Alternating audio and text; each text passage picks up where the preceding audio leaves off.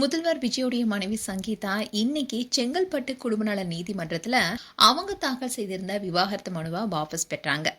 அதே சமயம் முதல்வர் விஜயும் எனக்கு எந்த விதமான ஆட்சேபனையும் இல்லைன்னு சொல்லியிருக்காரு. அண்ட் இதுக்கு முக்கியமான காரணமே ஜேசன் சஞ்சய்னு சொல்லப்படுது. ஜேசன் சஞ்சய் மீடியா பக்கமே தலை காட்டாமல் இருந்தார். இப்படி இருக்க சொல்ல தான் ரீசெண்டாக ஒரு இன்டர்வியூ கொடுத்துருந்தாரு. அதில் தன்னுடைய தந்தை குறித்து பல விஷயங்களை ஷேர் பண்ணார். அப்போவே ஜேசன் சஞ்சயும் அவருடைய அப்பாவும் எந்த அளவுக்கு இணக்கமாக இருக்காங்கன்னு பலருக்குமே தெரிய வந்துச்சு. இப்படி இருக்க சொல்ல தான் இவங்க ரெண்டு பேரும் ஒன்று சேர்றதுக்கு முக்கியமான காரணமாக ஜேசன் சஞ்சய் இருப்பதா தகவல் வெளியாக இருக்கு.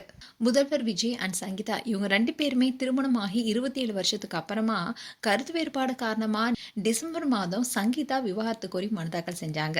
அதுல முதல்வர் விஜய் குறித்து பல குற்றச்சாட்டுகளை முன் வச்சிருந்தாங்க. இப்படி இருக்க சூழல்தான் இந்த வழக்கு செங்கல்பட்டு முதன்மை குடும்ப நல நீதிமன்றத்துல நீதிபதி சுஜாதா முன்னாடி விசாரணைக்கு வந்தது. அப்போ லண்டன்ல இருந்தபடியே வீடியோ கான்பரன்ஸ் மூலமா சங்கீதா நீதிமன்றத்துல ஆஜரானாங்க.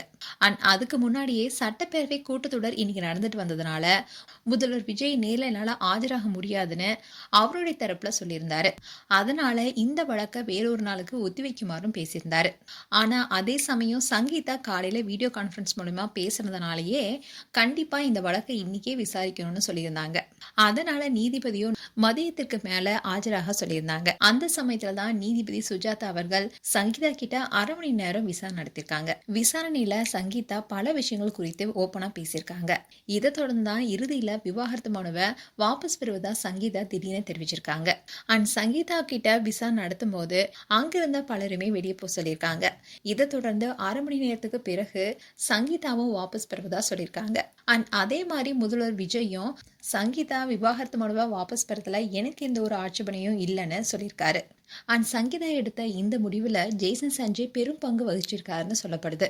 அதாவது ஜேசன் சஞ்சய் ஏற்கனவே ஒரு இன்டர்வியூ கொடுத்திருந்தாரு. அதில் தன்னுடைய தந்தை எந்த அளவுக்கு தனக்கு சப்போர்ட்டாக இருந்தாரு, உனக்கு எந்த உதவி வேணும்னாலும் கேளு, ஆனால் நானாக வந்து கேட்க மாட்டேன், நீ என்ன நினைக்கிறியோ அதை முயற்சி பண்ணி வெற்றிடைய நாங்கள் என்றைக்குமே உனக்கு சப்போர்ட்டாக இருப்போம் தான் 2 பேருமே சொல்லியிருக்காங்க. அந்த அளவுக்கு எனக்கு 2 பேருமே பக்கபலமாக இருக்காங்கன்னு சொல்லியிருந்தாரு.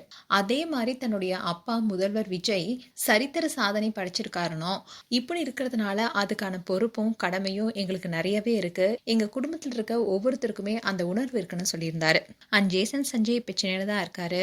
இப்படி இருக்க சொல்லதான் தன்னுடைய தந்தையை போய் மீட் பண்ணியிருக்காரு. அந்த சமயத்துல முதல்வர் விஜய் கூட ஜேசன் சஞ்சய் குறித்து ரொம்பவே பாராட்டியிருக்காராம்.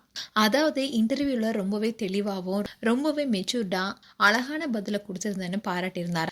அந்த சமயத்துல தான் ஜேசன் சஞ்சய் அம்மாவுக்கு வீடியோ கான்ஃபரன்ஸ் போட்டு 3 பேரும் பேசியிருக்காங்க.